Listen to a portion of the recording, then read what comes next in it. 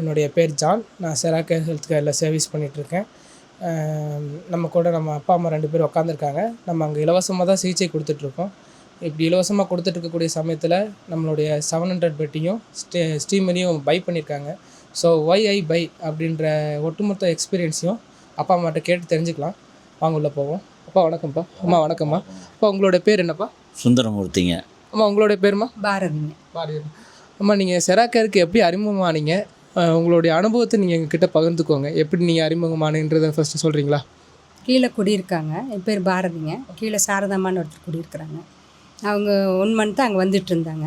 இப்போ என்கிட்ட சொன்னாங்க இந்த மாதிரி பண்ணுறாங்க வாங்கன்னு. ஏற்கனவே நான் ஜெராசெம்முன்னு அந்த இடத்துல வந்து நடத்திட்டு இருந்தாங்க. ஒரு வாரம் வந்த உடம்பெல்லாம் சூடாகி எனக்கு உடம்பு ஒத்துக்கலை. சரி அதான் நினச்சிட்டு நான் ஏற்கனவே போனாங்க நான் வரலைங்க அப்படின்ட்டேன். அப்புறம் பார்க்க அவங்க நாளாக இந்த கை தூக்க முடியாது, கை வீங்கியிருக்கும். அவங்க நல்லா இருந்தாங்க. சரி நம்மளும் போகலாமே நினைக்க என் ஃப்ரெண்டு ஜோதின்னு அவங்க அங்கே வந்துட்டுருக்குறாங்க. அப்புறம் அவங்க சொன்னாங்க நீங்கள் வரணும், கண்டிப்பாக நீ வா பாரதி அப்படின்னாங்க. சரி இவரை கூப்பிட்டு வரேன் அப்படின்னு வந்தேன் எனக்கு நல்லா இருந்துச்சு. என்ன பிரச்சனைக்காக அப்பாவும் அம்மா நீங்கள் 2 பேரும் வந்தீங்கம்மா? எனக்கு கால் வலி, முட்டி வலி, இந்த இடுப்புலேருந்து கீழே வரைக்கும் நரம்பு இழுத்து பிடிக்கும், கீழே குனிய முடியாது. நான் இப்போ சமணங்கால் போட்டுட்ருக்கேன் இல்லைங்களா, 15 வருஷமாச்சு நான் இப்படி உட்காந்தேன். கீழே உட்காரவே மாட்டேன். எங்கே போனாலும் சேரை தேடுவேன், எல்லாம் நின்றுக்கிட்டே இருப்பேன். இப்போ போய் ஒரு 10 நாள்லேயே எனக்கு என்னாச்சு, கொஞ்சம் இந்த நரம்பு இழுக்கிறதெல்லாம் சரியாச்சு. அப்போ வந்து பசங்கக்கிட்ட சொன்னேன் எனக்கு போக நல்லா இருக்குதுன்னு. இப்போ அவங்களும் வந்து நம்பிக்கை இல்லை அவங்களுக்கு, போமா அப்படி என்ன ஃப்ரீயாக கொடுக்குறாங்க அப்படி இப்படின்னே சொல்லிட்டு இருந்தாங்க.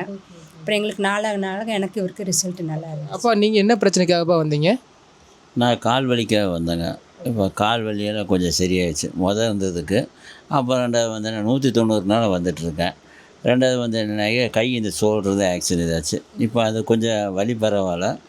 அப்புறம் வந்து என்னென்னா மூச்செல்லாம் விடாமல் கொஞ்சம் இருந்துகிட்டு இருந்தது. இப்போ மூச்செல்லாம் கொஞ்சம் ரிலாக்ஸாக போயிட்டுருக்கு. டெய்லி செராக் கேர் வர்றேன். இதில் எனக்கு வந்து அனுபவத்தில் வந்து நல்லா இருக்குது. ஆமாம். ஓகே. இப்போ இந்த பிரச்சனைக்காக எங்கெல்லாம் போயிருப்பீங்க? எவ்வளோ செலவு பண்ணியிருப்பீங்க? எத்தனை ஹாஸ்பிட்டல்ஸ்? நான் ஆர்த்தோ ஒன்று போனேன். அங்கே போய் எக்ஸ்ரே எடுத்தாங்க, எல்லாமே நல்லா இருக்குன்னாங்க. ஆனால் கால் வீக்கம் கம்மியாகலை, அந்த நரம்பு இழுத்தது சரியாகலை. மாத்திரை கொடுத்தாங்க, அந்த மாத்திரை சாப்பிட்டா வாயெல்லாம் புண்ணு. அதனால் ஒரு 3 நாள் சாப்பிட்டு விட்டுட்டேன். போய் எக்ஸ்ரே எடுத்து அதை எடுத்து இதை எடுத்து 4000 5000 பண்ணிட்டாங்க. சுத்தமாக நடக்க முடியாதுங்க, ஸ்டெப்பு இறங்க முடியாது. இப்போ நான் நினச்ச நேரம் ஸ்டெப் ஏறுறேன். சந்தோஷமாக இருக்க முடியாது என்னால். இப்போ நல்லா குனிஞ்சிக்கிறேன். அப்போ இந்த இவ்வளோ கஷ்டத்தில் இருந்துவீங்க இல்லையா, அப்போது உங்களுடைய சூழ்நிலையை பார்த்து உங்கள் பிள்ளைங்க வருத்தம் பண்ணுறது எதுவும் உண்டா? சொல்லிகிட்டே இருப்பாங்க, எப்போ பார்த்தாலும் என்னம்மா கை வலிக்குது. படுத்துருவேன். அந்த சோபா இருக்குது பார்த்தீங்களா, இங்கே பார்த்தீங்கன்னா உட்காரவே மாட்டேன். அங்கேருந்து வந்தோடனே நேராக படுத்துக்குவேன், உட்கார மாட்டேன். ஏன்னா இடுப்பு வலிக்கும், குனிய முடியாது. இப்போ எனக்கு அந்த பிரச்சனையெல்லாம் இல்லை. அப்போ உங்களுக்குப்பா? நான் இப்போ நல்லா இருக்குங்க. ஆமாம், இந்த ஷோல்டர் வலி மட்டும்தான். அது இப்போ வந்து என்ன ஆப்ரேஷன் பண்ணணுன்னாங்க. நான் அதெல்லாம் பண்ண மாட்டேன்ட்டு இப்போ வந்துட்டுருக்கேன். ஆனால் இல்லையோ காமிச்சு செலவெல்லாம் பண்ணோம். அது ஒன்றும் அது இதாக இல்லை. நம்ம இங்கே ஒன்று மாசாணிமுகல்கிட்ட ஒரு ஹாஸ்பிட்டல், அங்கே போய் 7000 ரூபா ஆச்சு. இப்போ நம்ம அந்த பொட்டன்ஷியல் விற்கிறாங்கல்ல, அது டெய்லி 700 ரூபாய்க்கு வைப்போம். காசு கொடுத்து 700 ரூபாய்க்கு வைப்போம். 700 ரூபாய்க்கு போய் டெய்லி 700 ரூபா. போய் ஒரு இன்ஜெக்ஷன் 1500 ரூபாய்க்கு போட்டாங்க. இப்படியே ஒரு 3 நாளாக நடந்தார். அப்புறம் எனக்கே நல்ல வேலை காமிக்கலாம் நினைக்க இங்கே நான் வந்துட்டேன். எத்தனை நாளில் உங்களுக்கு ரிசல்ட் தெரிய ஆரம்பிச்சிச்சு? ஏன்னா நீங்கள் இவ்வளோ செலவு பண்ணி போயிருக்கீங்க இல்லையா, இங்கே நம்ம எதுவும் உங்களுக்கு அட்மிஷன் ஃபீஸ் எதுவும் கேட்டாங்களா? எதுவும் பணம் உங்களுக்கு எது மருந்து மாத்திரை எதுவும் கொடுக்கல இல்லையா? ஓகே. உங்களுக்கு எத்தனை நாட்களில் ரிசல்ட் தெரிய ஆரம்பிச்சிச்சு? 10 நாள்லேயே. 10 நாள். அப்போ உங்களுக்கு எத்தனை நாளில் ரிசல்ட் தெரியும்? ஒரு 10-12 நாளில் ரிசல்ட் தெரிஞ்சிச்சு சார். ப்ரெஷர் மாத்திரையே விட்டார். அப்புறம் நான் விட்டுட்டார். அப்புறம் நான் சொன்னேன் இல்லைங்க, ப்ரெஷர் மாத்திரை என்ன விட்டுட்டேன். அப்போ டாக்டருக்கு பயப்படுத்தி விட்டாங்க, மூளை சம்மந்தப்பட்ட ஏதோ மாத்திரையை போடுங்கன்னு. அப்போ நான் அதனால் ஒரு மாத்திரை போட்டிருக்கேன். வேறு எந்த மாத்திரையும் நான் தொடுது இல்லைங்க. முதல்ல மாத்திரை தான் அவருக்கு. கால் எப்போ பார்த்தாலும் கால் வலி மாத்திரை வாங்கி போட்டுட்டு இருப்பாரு. எல்லாமே நிறுத்தியாச்சு. இப்போ நான் ஒரு ப்ரெஷர் மாத்திரை மட்டும் போடுது. அது டாக்டர் வந்து என்னென்னாக்கே நிறுத்தினீங்கன்னா ஹார்ட் ப்ராப்ளம் அது இதுனா சரி எதுக்கு போட்டுன்ட்டு அப்போ அவர்கிட்ட வந்து செராக் கேர் எடுத்துகிட்டு இருக்கான்னு சரி ஒரு மாத்திரை மட்டும் போட்டுக்கலான்ட்டு அந்த ஒரு நைட்டு பேராசிட்டமால் இந்த சிட்டிசன் எல்லாம் தூங்க மாட்டேன், டெய்லி போடுவேன். அப்போ என்னோட பெட்டு கீழே விக்ஸு, இந்த மூவு, இந்த டைக்ளோஃபெனிக் இது இருந்தால் தான் எனக்கு தூக்கம் வரும். அந்த நினப்பு ஆயிடுச்சு. அது இல்லைன்னா என்னமோ இல்லாத மாதிரி இருக்கும். போடுறோமா இல்லையா அதை தேடி வச்சுக்குவேன் நான். இப்போ என்னடான்னா நான் இந்த 6 மாதமாச்சு எந்த மருந்து மாத்திரை நான் தொடரதே இல்லை. தொடரதே இல்லை. உண்மையிலே நினைப்பேன் கொஞ்சம் டயர்டாக இருக்குது பேராசிட்டமால் போடலான்னு. இப்போ 2-3 நாளாக ஊரெல்லாம் போயிட்டு வரோம். நல்லா தான் இருக்கேன், ஃப்ரீயாக இருக்கிறேன். இல்லைன்னா படுத்தா எந்திரிக்க முடியாது, மாத்திரை போடணும், மாத்திரை தேடுவேன். இப்போ அந்த மாத்திரை தேடுற வேலை இல்லை. இப்போ நம்ம தெரப்பி எடுத்ததுக்கப்புறம் இந்த அளவுக்கு நீங்கள் ஃபீல் பண்ணுறீங்க இல்லையா, இவ்வளோ ஹாப்பியாக இருக்கீங்க இல்லையா, இந்த சந்தோஷத்தை பார்த்து உங்கள் பிள்ளைங்க எப்போ உங்களுக்கு சந்தோஷமாக அம்மா நீ போகிற இடம் கரெக்டு தான், சரி நல்லபடியாக போயிட்டுருக்க அப்படின்னு சொல்லி நம்பிக்கை வந்திருக்கும் இல்லையா, அவங்களுக்கு எப்போ எந்த நேரத்தில் அவங்க பிள்ளைங்களுக்கு நம்பிக்கை வந்துச்சு? அவங்க பார்த்துட்டு கிண்டல் அடிச்சுட்டு இருந்தவங்க பெட்டு வாங்குன்னு சொல்கிற அளவுக்கு வந்துட்டாங்க. பையனை கூப்பிட்டுட்டே இருந்தேன். பெரிய பையனுக்கு உடம்பு இருக்குது, நல்லா ஹைட் வெயிட். இப்போ இவருக்கு வயசு 64 ஆச்சு. இவருக்கு பரவாயில்ல, அவனுக்கு 32 வயசுலேயே நல்லா ஹைட்டு வெயிட் உடம்பெல்லாம் இருக்கிறங்காட்டி வான்னு கூப்பிட்டு எனக்கே முடியல. அந்த மாதிரி வேலை அவங்களுக்கு. தென்னம்பாளையம் போகணும். அதனால் பார்த்துட்டு அவனே பெட்டு வாங்குன்னு சொல்ல ஆரம்பிச்சிட்டான். உங்களோட ரிசல்ட்டை பார்த்ததுக்கப்புறம் வாங்குங்க அப்படின்ற மாதிரி. நான் வந்து வாங்க மாட்டேன்ட்டேன். 3 மாதத்துக்கு முன்னாடி சொன்னான், நீ வா வந்து ஒரு 10 நாள் நீ வந்து பாரு, அப்போ தான் உனக்கு தெரியும். சும்மா நீ சொன்னி எடுத்துகிட்டு ஒரு வாரம் எடுத்துட்டு எனக்கு வேண்டான்னு நீ சொல்லி. அவனோட ஒரு ஹேபிட் அந்த மாதிரிங்க. ஆசையாக வாங்குவோம், ஒரு 10 நாளைக்கு யூஸ் பண்ணி தூக்கி போடுவான். அதனால் நீ இது இப்படி நினைக்கக்கூடாது. நீ வந்து 10 நாளைக்கு வந்து பார்த்துட்டு நீ வாங்குன்னு. இப்படியே 3 மாதம் போயிடுச்சு. சரி நீ வேண்டாம் வாங்கி போட்டுடலான்னு தான் பெட்டு வாங்கிட்டோம். நீங்கள் இதை வாங்கினது இது தேவையில்லாத செலவுன்னு நினைக்கிறீங்களா, இல்லை இது ஒரு இன்வெஸ்ட்மெண்ட்டாக நினைக்கிறீங்க? என்னை மாதிரி வந்து என் பையன் 10 நாள் படுத்து பார்த்தேன்னா இன்னும் இம்ப்ரூவ்மெண்ட் கிடச்சுன்னா இன்னொன்று வாங்கலான்னு தான் தோணும். இது வந்து வாங்கக்கூடிய ஒரு குடும்பத்துக்கு தேவையானது. இன்னொரு குட் நியூஸ், நம்ம இளமையாக பசங்களுக்கு ஒரு பொறாமத்தனத்தினாலே பெட்டு வாங்கிட்டாங்க. உங்களோட இளமையை பார்த்து பொறாமத்தனம் பண்றாங்களா? ஓகே கண்டிப்பாக இல்ல இது நடக்கிறது தானே இல்லையா? எப்பவுமே அம்மா ஏதாவது ஒன்று சொல்லிட்டே இருக்கிறவங்க ஒன்றும் சொல்றது கண்டிப்பா. இப்போ நினைச்ச நேரம் கீழே ஓடுறது, மேலே வர்றது, மேலே போகிற கீழே ஒரு மூச்சரைக்கிறது இல்லை, நடக்கணும்னு. இப்போ ஏதாவது பயந்துக்குவேன் நடக்கணும்னா. இப்போ அந்த பயமெல்லாம் இல்லை. இப்போ தைரியமாக நடக்கிறீங்க இல்லையா? இதுக்கு முன்னாடி நீங்கள் ஹாஸ்பிட்டல் போகும்போது இந்த தைரியம் இருந்திருக்கிறது இல்லையா? இப்போ நீங்கள் இங்கே வந்ததுக்கப்புறம் உங்களுக்கு தைரியம் வந்திருக்கு இல்லையா? அது மாதிரி அங்கே வரக்கூடிய அப்பா அம்மாவுக்கு நீங்கள் எவ்வளோ சதவீதம் நம்பிக்கை கொடுக்க விரும்புகிறீங்க? கண்டிப்பாக எல்லாருமே மெயினாக லீவ் போடாமல் வரணும். அப்புறம் வந்து நமக்காக 1 மணி நேரம் செலவு பண்ணணும். இல்லை லேட் ஆகுதுன்னு நினைக்கக்கூடாது. நாங்களும் நினச்சி சளிச்சிருக்கோம், 2 மணி நேரம் 3 மணி நேரம் ஆகுதுன்னா ஏன் வரோன்னா நமக்கு நல்லா இருக்குது போகலாம் அப்படிங்கிற எண்ணத்தில் தான் நம்ம ஓடி வரோம். மணி முக்கியமா, ஹெல்த் முக்கியமா? ஹெல்த்து தான் முக்கியம். உண்மையிலே ஆமாம், ஆரோக்கியம் முக்கியம். கண்டிப்பாக. எந்த அளவுக்கு நீங்கள் நம்புறீங்க? நான் இப்போ ரொம்ப நம்புகிறேன். ஏன்னா நமக்கு முடியாது, இப்போவே இப்படி இருக்கிறமே நினச்சோம், இப்போ பரவாயில்ல. உண்மையிலே இவ்வளோ நேரம் நான் கால் இப்படி உட்காரதெல்லாம் எனக்கெல்லாம் அதிசயம் தான். அதிசயம் தான். 15 வருஷமாச்சு இந்த மாதிரி உட்காந்து. எங்கேயுமே கீழே போய் உட்கார மாட்டேன் நான். கோயிலில் எங்கே போனாலும் நின்றுட்டே இருப்பேன். இவர் உட்கார நான் கையை பிடிச்சி தூக்குறேன் பாரு. ஆனால் 4 பேர் பார்க்குறாங்களே அப்படின்ட்டு இல்லை நான் நிற்கிறேன் அப்படின்னு. இப்போ எங்கே போனாலும் உட்காந்துக்கிறேன். ஆமாம் உட்காந்துக்கிறேன். இப்போ உட்காந்து தெரிஞ்சுக்கிறேன். இப்போ நான் இதில் வந்து இப்போ 1 வருஷமாக வேலை வெட்டியெல்லாம் இல்லை, இருக்கிறதுக்கு இல்லைன்னு. ஆனால் இருந்தாலும் வந்து எனக்கு ஹெல்த் இம்ப்ரூவ்மெண்ட் ஆனாவே போதும். நல்லா சாப்பிட்றேன், ஹெல்த்து நல்லா இருக்குது. இப்போ தண்ணி கூட மெத்த மேலேருந்து நீங்கள் பார்த்தீங்கன்னா வீடு மெத்தையிலேருந்து எடுத்துகிட்டு போகிறேன். எடுக்க முடியாது. இதுக்கு மேலே ஆண்டவன் கொடுத்ததுக்கு அதுக்கு நன்றி சொல்லணும். நம்ம ஹெல்த் கேர் இவங்க செஞ்ச உதவிக்கு நன்றி, செராக்கருக்கு நன்றி சொல்லணும். நம்ம சாருக்கு, வினோத் சாருக்கு, எல்லாத்துக்கும் நன்றி சொல்லணும். எல்லாத்துக்கும் நன்றி சொல்லணும். எல்லாம் ஒரு அன்பா என்னப்பா அப்படின்னு கேட்கும்போது நமக்கே ஒரு பரவாயில்ல, நம்மளை ஒரு கேட்குறாங்களே, வரலன்னா கேட்குறாங்களே, ஒரு மிரட்டியாவது சொல்லுவாங்க, நீங்கள் ஏன் லீவ் எடுத்தீங்க அப்படின்னு கேட்பாங்க. என்னடா நம்ம வீட்டில் கிடைக்காத ஒரு இது அங்கே கிடைக்கிது அப்படின்னு ஒரு இது இருக்குது.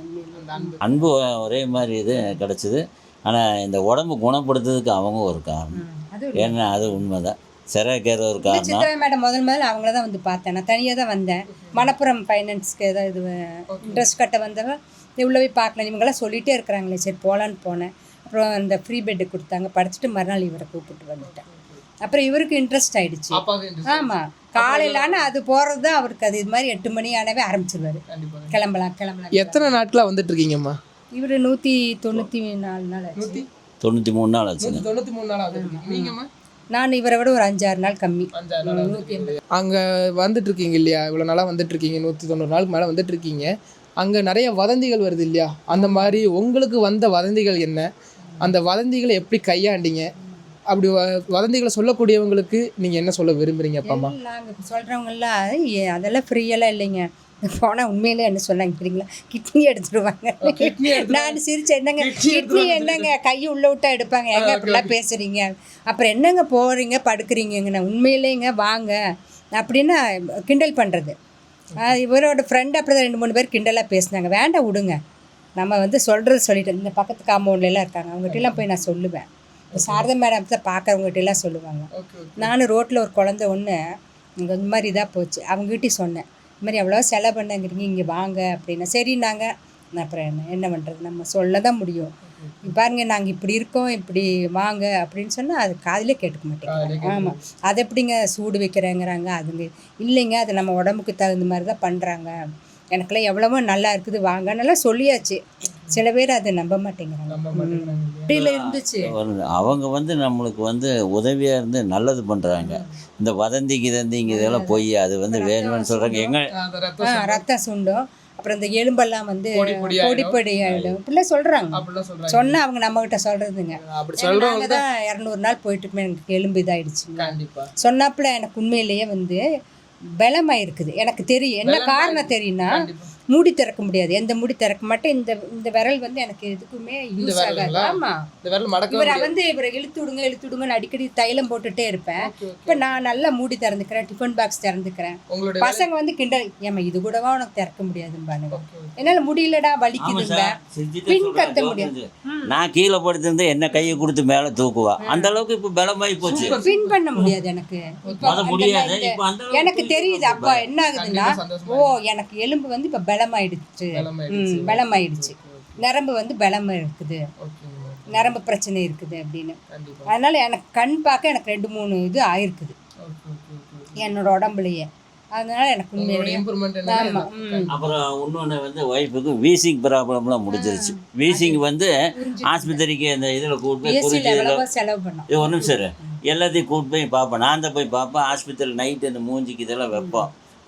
பெரிய ஆஸ்பத்திரி நைட்டு விடுவோம். இப்போ இங்கே வந்ததுலேருந்து அந்த வீசிங் பிரச்சனையெல்லாம் இல்லை. அதை சொல்கிறேன், 200 நாள் நான் எந்த மருந்து மாத்திரை எடுக்கலைங்கிறேன். அது ஏன்னா ஒரு மூக்கு வந்து அடைச்சி தான் இருக்குது, ஒன்றில் தான் மூச்சு விட முடியும்னு எனக்கு அப்பயே சொல்லிட்டேன்.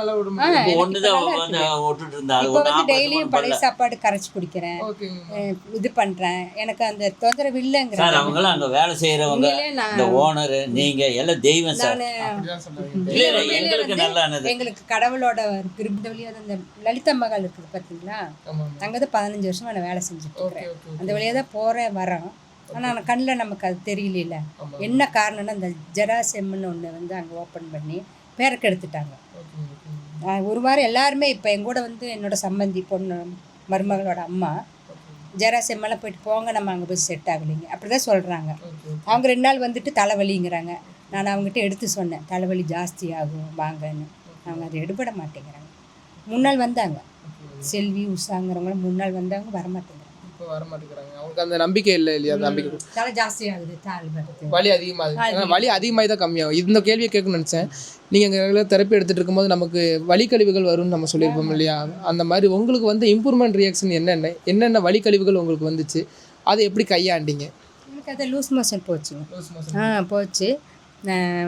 ஒரு 2-3 நாள் தான், அப்புறம் எனக்கு சரியாயிடுச்சு. 1 மாதத்துக்கு வந்து அவர் இந்த மாதிரி சளி பிடிச்சதே இல்லை அந்த மாதிரி. ஆனால் எல்லாம் வெளியே வந்துருக்கு. இதை பார்த்து எதுவும் பயந்தீங்களா நீங்கள்? எதுவும் பயமெல்லாம் இல்லை. இப்போ அங்கே சார் தான் டெய்லி கிளாஸ் எடுக்கிறாருல்ல, உங்களுக்கு வலி வரும் இப்படி 3 விதமாக உங்களுக்கு வெளியே போகும், வாதம் பித்தம் கபம் 3 வழியுமே வெளியே போகுங்கிறார்ல. அவர் கிளாஸ் எடுக்கும்போதெல்லாம் நான் பசங்ககிட்ட சொல்லுவேன். நான் அங்கே என்னென்ன கிளாஸ் எடுக்கிறாங்களோ பசங்கிட்ட வந்து சொல்லுவேன், இந்த மாதிரி அவங்களுக்கு கேன்சர் கட்டி சரியாச்சு. என்னால் நம்ப முடியலம்மா, நீ உண்மையை சொல்கிறியா அப்படிமா? உண்மைதான், கண்ணால் பார்க்குறோம். ஃபஸ்ட் நாள் ஆட்டால் கொண்டு வந்து கீழே இறக்கி கொண்டு வராங்க. பார்த்துன்னா 10 நாள் அவர் தனியாக இறங்கி வராருடா. அப்புறம் ஓட வச்செல்லாம் ஃபோட்டோ எடுக்கிறாங்கடா. இதெல்லாம் நான் வந்து டெய்லி இவங்ககிட்ட சொல்லுவேன், நீ சொல்கிற உன்னை நம்பி பெட்டு வாங்குறேன் அப்படிமா பையன். அப்புறம் நேரம் இல்லை என்று சொல்லக்கூடிய நபர்களுக்கு நீங்கள் என்ன சொல்ல விரும்புங்க? ஏன்னா நம்ம அங்கே ரெகுலர் தெரப்பி எடுத்துருக்கும் போது டைம் இல்லைன்றது தான் நிறைய பேர் சொல்லக்கூடிய ரீசனாக இருக்குது இல்லையா? அந்த பிரச்சனை அந்த மாதிரி நேரம் இல்லை என்று சொல்லக்கூடிய நபர்களுக்கு நீங்கள் என்ன சொல்ல விரும்புகிறீங்க? எப்படியாவது வர பார்க்கணும், நமக்கு நம்ம ஆரோக்கியம் முக்கியம்னா எப்படியாவது வர பார்க்கணும் தான் நாங்கள் 8 மணிக்கே ஓடி வரோம். பாப்பா அங்கே 10:30 மணிக்கு பாப்பா உட்காந்துரும், மருமக உட்காந்துரும். குழந்தைய பார்க்கணுன்னு தான் நேரத்தோடு ஓடி வந்துடுறோம். பையன் 7-8 மணிக்கு போனோடனே கிளம்பி வந்துடுவோம். ஒன்றா 8:20 இல்லை 9 மணி 9:40 பேட்ச் கிடச்சா செய்வோம். இல்லைன்னா வந்துட்டு அது 3 மணிக்கு வருவோம். எப்படியோ நம்ம ஆரோக்கியம் பார்க்கணுன்னு நான் இவருக்கு அதுதான் போகலாமான்னு கேட்டப்ப இருங்க போகலான்ட்டு. சம்பாதிக்கணும்ல, உடம்பு நல்லா ஆயிடுச்சு, எனக்கு அதை பார்ப்பேன். சீக்கிரம் போகலாமா அவ்வளோ இவரை கேட்டுக்கிட்டே இருப்பார். காலைல எழுந்திரிச்சோன்னே கேட்டுருவார், எத்தனை மணிக்கு போகிறது போகலாம், இருங்க பார்த்து போகலாம் இந்த மாதிரி பிரச்சனை இருக்கிறங்காட்டி. இப்போ பாப்பா 1:30 மணிக்கு தூங்கிடும். அப்புறம் கிளம்பிடுவோம் நாங்கள். எம்டி எம்டி ஸ்டொமக் தெரப்பியில் தான் நீங்கள் எடுக்கிறீங்க இல்லையா? அந்த எம்டி ஸ்டொமக் தெரப்பி எடுக்கும்போது உங்களுக்கு எந்த அளவுக்கு பெனிஃபிட் அடைஞ்சிங்கம்மா? அதான் காலையில் அந்த மாதிரி எடுக்கும்போது நல்லா இருக்குது, ஃப்ரெஷ்ஷாக இருக்குது. காலையில் நாங்கள் வரும்போது எம்டியாக தான் வருவேன். 8:40 9 மணிக்கெல்லாம் வர பாருங்க. பசி எடுக்கும், இருந்தாலும் வந்துட்டு அந்த தண்ணி குடிச்சிட்டு வந்ததுக்கப்புறம் அந்த 11 மணிக்கு 11:30க்கு சாப்பிட்டேன்னா சரியாக இருக்கும், நல்லா இருக்கும். ஆமாம், பெனிஃபிட் நல்லா இருக்குது. எம்டியில் எடுக்கிறது நல்லா இருக்குது. அதனால தான் மதியானம் நாங்கள் சாப்பிடாம தான் வருவோம். நான் முடிச்சுட்டு வந்து குளிச்சுட்டு சாப்பிட்டுக்குவோம்.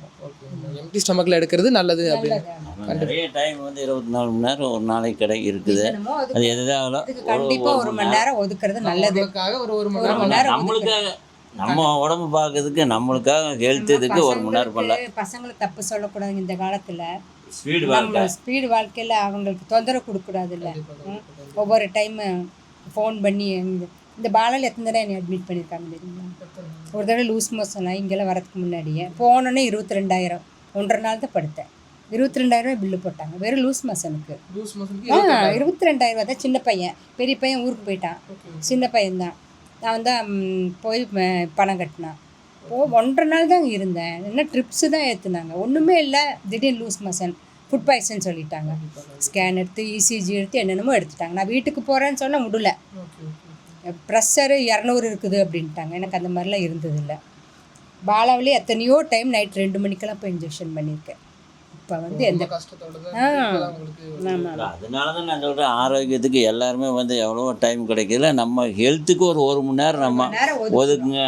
ஏன்னா எங்களுக்கு இருக்கிற நல்லது வந்து அவங்களுக்கு இப்போ சொல்கிறோம், வேற ஒன்றும் இது வந்து எங்களுக்கு கிடைச்ச மாதிரி வந்து அவங்களுக்கு நல்லபடியாக கிடைக்கணும். கண்டிப்பாக அங்கே உங்களை போல் வரக்கூடிய அப்பா அம்மாக்கள் இருக்காங்க இல்லையா? உங்களை போல் வரக்கூடிய நபர்களுக்கு சக தோழனாக இருந்து, சக தோழியாக இருந்து, அங்கே வரக்கூடிய சக தோழன் தோழிகளுக்கு நீங்கள் என்ன சொல்ல விரும்புகிறீங்க? மற்றும் புதிதாக வரக்கூடிய நபர்களுக்கு என்ன சொல்ல விரும்புகிறீங்க?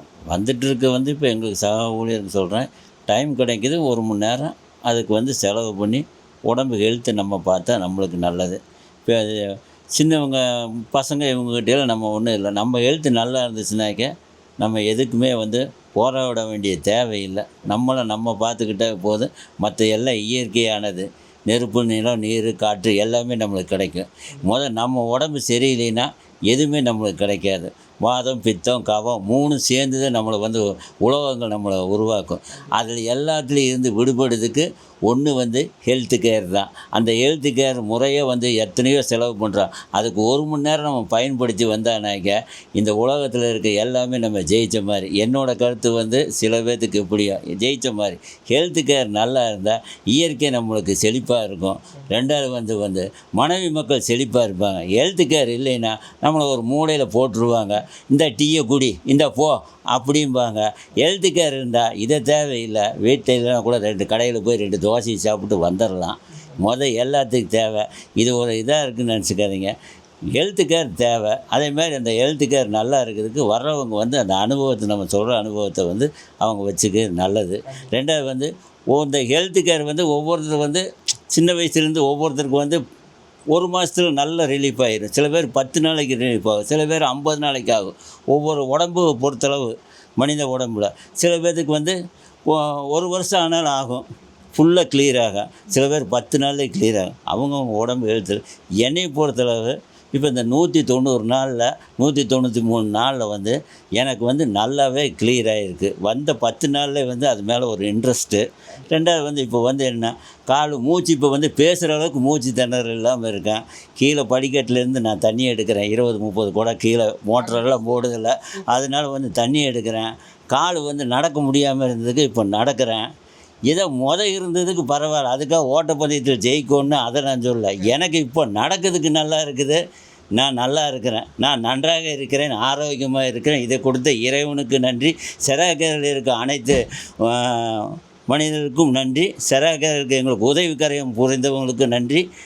எல்லாத்துக்கும் நன்றி. அங்கே வரும் அனைவரும் மக்களுக்கும் நன்றி. இதை கொடுத்த ஒரு இறைவனுக்கும் நன்றி. வாழ்க வளமுடன். தேங்க்யூப்பா.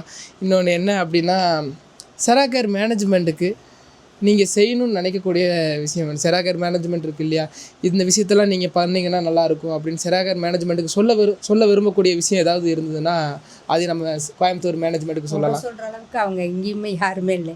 வினோத் சாராகட்டும், அந்த உதித் சாராகட்டும், அவங்க ஒய்ஃபு எல்லாம் நல்லாவே அன்பாக இருக்கிறாங்க, நல்லா பேசுகிறாங்க. முதல்ல எல்லாத்துக்கும் ஒரு விழிப்புணர்வு கொடுக்குறாங்க. உண்மையிலேயே யாரும் பயந்துக்காதீங்கன்னா, ஒவ்வொன்றுக்கும் நமக்கு எக்ஸ்பெரிமெண்ட் மாதிரி கொடுக்குறாங்களே, இந்த முடிக்கு காமிக்கிறாங்க, அப்புறம் இந்த இது வச்சு காமிக்கிறாங்கல்ல, ஜெட் ஸ்டோன் வச்சு எல்லாமே காமிக்கிறாங்க. நம்ம யார் என்ன சொன்னாலும் இந்த கால் விட்டு போட்டு நம்ம உடம்புக்கு எப்படி நல்லா இருக்குது மனசுக்கு தெரியும் இல்லைங்க. நம்ம நல்லா இருக்கிறதுக்கு அவங்க கஷ்டப்படுறாங்க, நம்ம நல்லா இருக்குது. நான் காசை கொடுத்து பேசல, அங்கே போ இங்கே போ அங்கே போ இங்கே போ 8 மணி நேரம் உயிரை எடுக்கிறாங்க. 1 மணி நேரம் நமக்கு கிளாஸ் எடுத்து நமக்கு எல்லாத்தையும் சொல்லி கொடுத்து நமக்கு இதெல்லாம் பண்ணுறாங்க. அப்போ அவங்கள நம்ம எதாவது சொல்ல முடியுமா சொல்லுங்கள்? உண்மையிலேயே நான்லாம் கடவுளாக தான் அவங்கள பார்க்குறேன். இந்த செராக்கரில் எங்களுக்கு நான் இவர்கிட்ட சொல்லிகிட்டே இருப்பேன், என்ன நம்ம புண்ணியம் பண்ணமோ நமக்கு இது கிடச்சிருக்குது அப்படின்னு. உண்மையிலேயே அந்த புண்ணியம் என் பசங்களுக்கு கிடைக்கட்டும்னு வரும்போதெல்லாம் எனக்கு கஷ்டமாக இருக்கும். நம்ம ஆரோக்கியமாக இருக்கும், நம்ம பசங்களுக்கு இப்படி இருக்குது, எப்படியாவது இது வாங்கணும்னு என்னமோ ஆண்டவன் எங்களுக்கு நாங்கள் வச்சுட்டான். ரொம்ப சந்தோஷம். சித்ரா மேடம்க்கு உண்மையிலேயே நான்லாம் கடமைப்பட்டிருக்கேன். உண்மையிலேயே 1 நாள் 2 நாள் லீவ் எடுத்தாலும் கூப்பிட்டு மிரட்டுவாங்க, என்னம்மா ஏன் வரல, வாங்க கண்டிப்பாக வாங்க அப்படிம்பாங்க. சித்ரா மேடம் உண்மையிலே என்னால் மறக்கவே முடியாது. உண்மையிலேயே மறக்க முடியாது. யாருன்னா அந்த நிறுவனத்தில் சித்ரா மேடம் நான் சொல்லணும். 2 நாள் தான் பார்ப்பாங்க. ஒரு சின்ன இஷ்யூவில் 2-3 நாள் நான் வரல, எனக்கு ஃபோன் பண்ணி நீங்கள் வரீங்களா இல்லையான்னாங்க. அப்போ ஓடி வந்துட்டேன் நான். ஓடியாண்டிங்க இல்லையா? கண்டிப்பாக ரொம்ப நன்றிம்மா. சரி, தேங்க்யூ.